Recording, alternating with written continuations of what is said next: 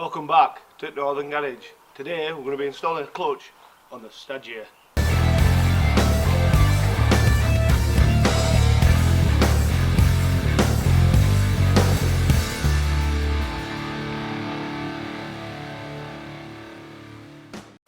Well, let's rewind a little bit first.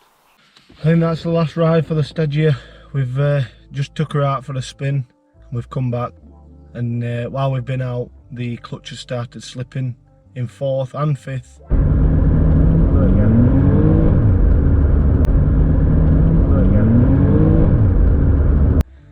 So I think that's the last ride till we get a new clutch and then fit it.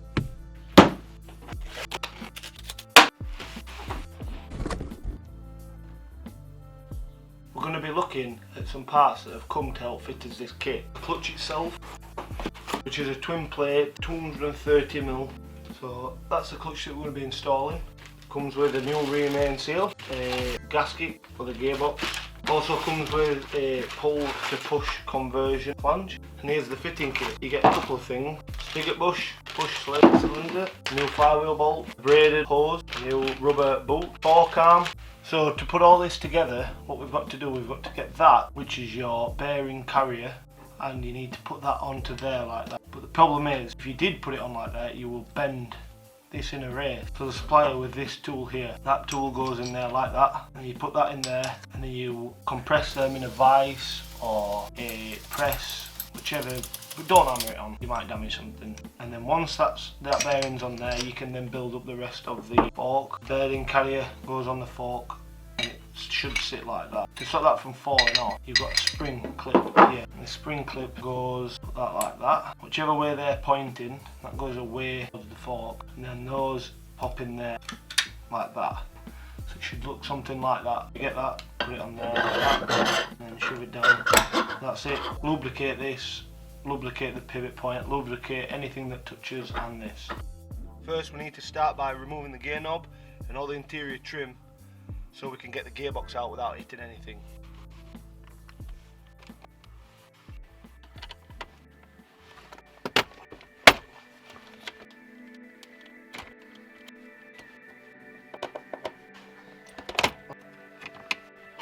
There we go. Your rubber johnny comes off.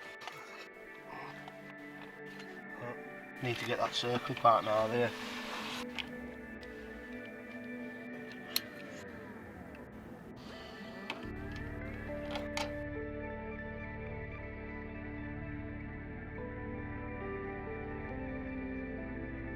We've just jacked car up now to what seems to be a bit of a sketchy moment, so we're having a bit of a beer to calm us nerves. We just lubricated fasteners to make them come off easy, and we're going to take exhaust off, drain flows front gearbox, we're taking gearbox out, and then we're on a roll. This slave cylinder here is pushed all the way back. There's no release on it any further, so that's why we're changing it, because I think the clutch has worn that much that the pressure plate is holding off slightly. I don't know.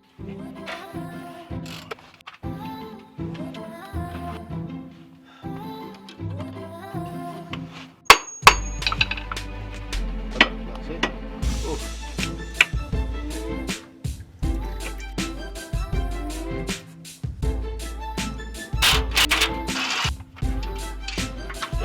There we go.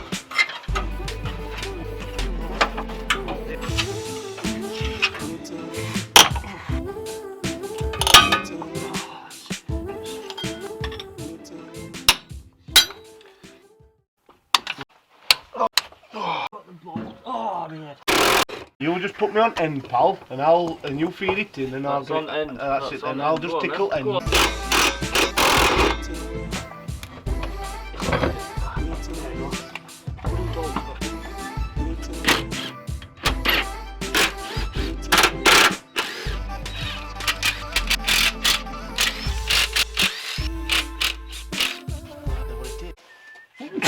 Go in.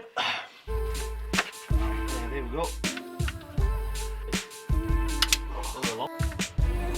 I need to release the clutch because I ain't done that yet. What I'm going to put this out so we can see it a bit better.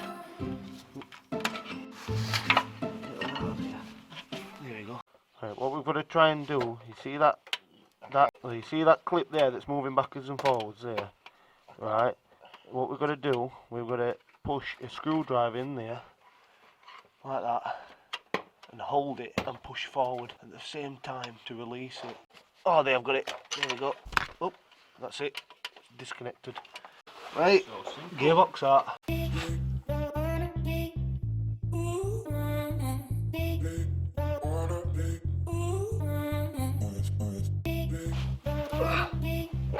It's gone. That's it, it's gone. Yeah, let it down. That's it, that's it. Squeak, tap, mate, tap. Now look.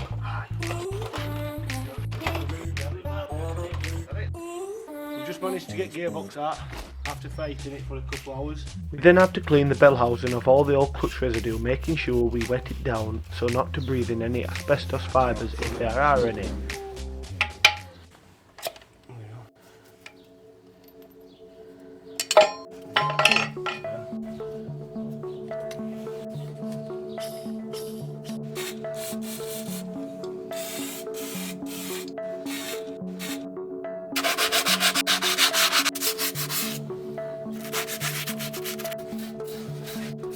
Get it all nice and wet so we're not breathing in any of them nasty fibres.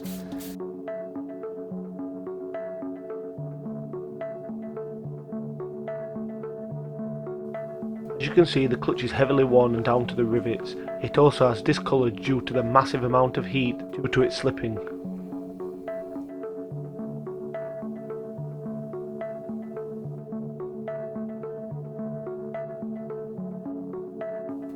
We remove the flywheel and the backing plate. We then clean all the mating surfaces with emery paper to ensure everything sits flush and doesn't sit proud on reinstall. After doing this, we remove the old spigot bush with an internal bearing puller kit.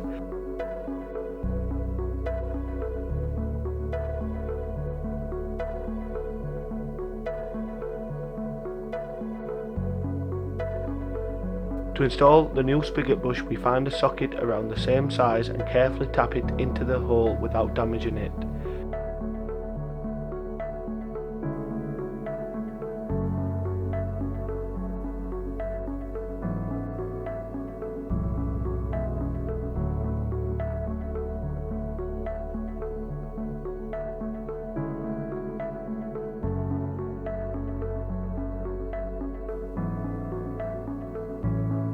Upon installing the push conversion cover on the gearbox, we then mark, drill and tap the first hole for the new slave cylinder. In our case, we start with a small drill bit and work our way up to the tapping size of 8.5mm for a 10mm bolt.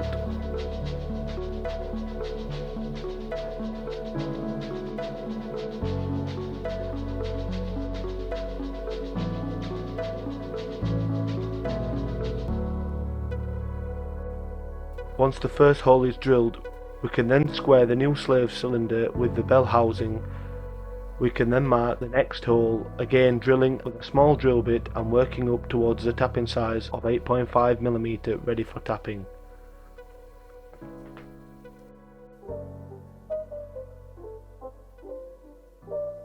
It's not a game, it's a rich thing.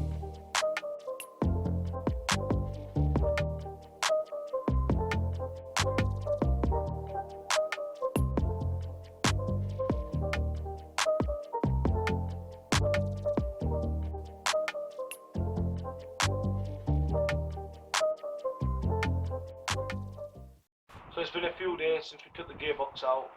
We've now converted it to a push start clutch. We repaired a thread in the bell housing. As you can see, the threads in this picture are mounted. This is the after picture of the repaired threads. The repaired threads have got an helicoil in.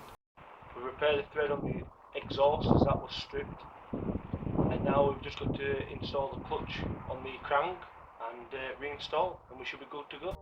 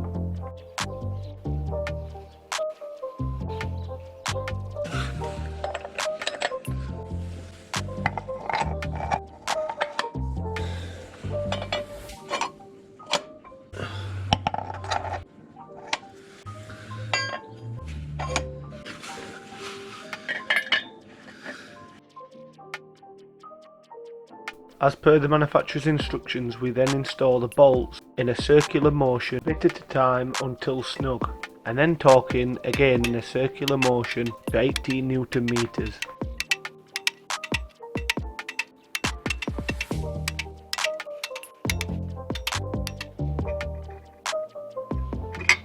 So the clutch is in, we've just got to put the gearbox back in now.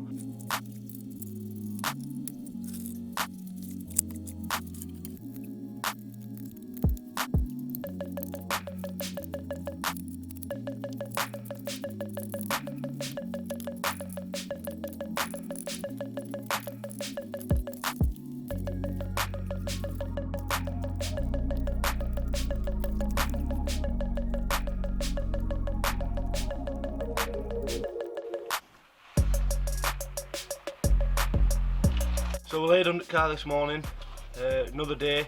We managed to get gearbox in yesterday, got some bolts in, torqued them to spec. Now we're going to finish off getting all the rest of the bolts in.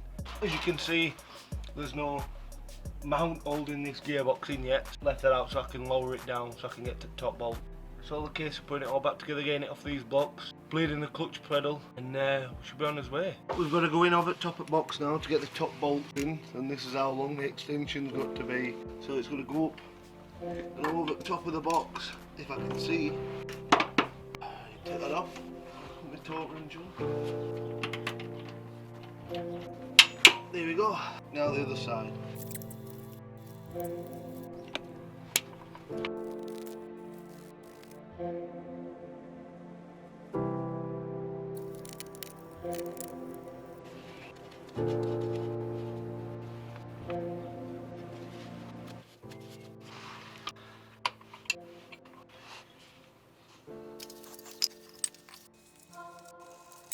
So the car's back on level ground now. I've just lowered it down onto 2 breeze blocks. It was on 3 on the front and 2 on the back before, just to give us that clearance to get the gearbox out. We've now got to fill the gearbox up full of oil and the transfer case full of ATF. We've then got to bleed the Attesa system because we've drained that, and then we should be ready to install the slave cylinder for the clutch.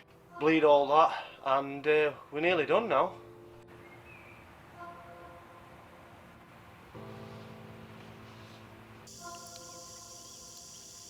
We've just done the gearbox oil now. Now we're going to just flush the Attesa system.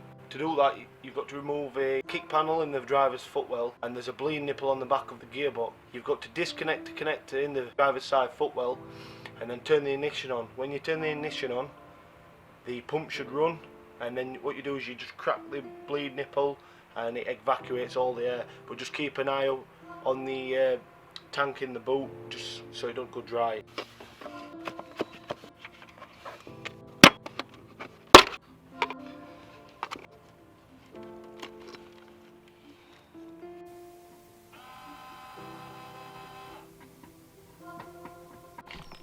So last night tried bleeding the Attesa in the clutch, but we're going nowhere fast. So I think I was disconnecting the wrong connector under the steering wheel. I've get it up as a bad job. So went into the house about 10 o'clock last night, come out, did a bit of research this morning and last night, and found that I was pulling the wrong connector.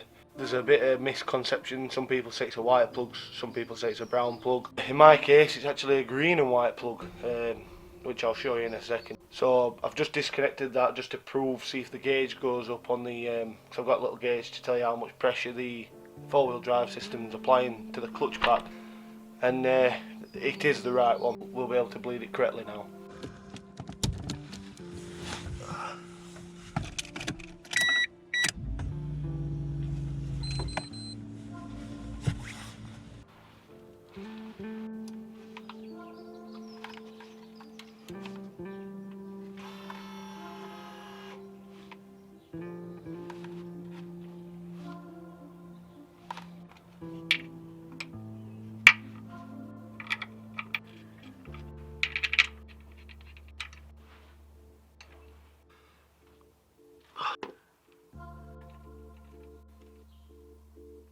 We've had to remove the ding dangler.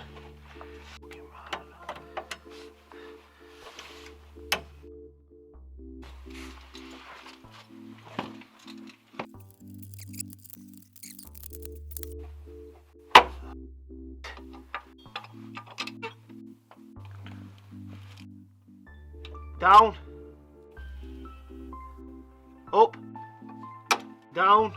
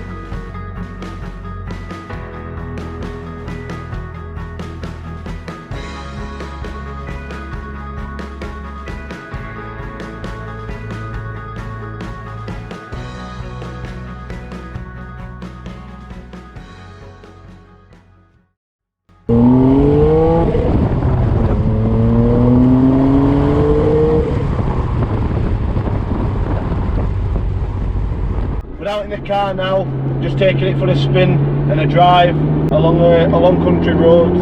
I've done roughly around 500 miles on the car so far, just to bed in the clutch around town and whatnot, to bed it in properly. Now we're out in the countryside where we can give it some, and not to disturb anybody, but we're here for a more important reason. We're here to meet a guy to get some parts for his next project, so stay tuned to the Northern Garage.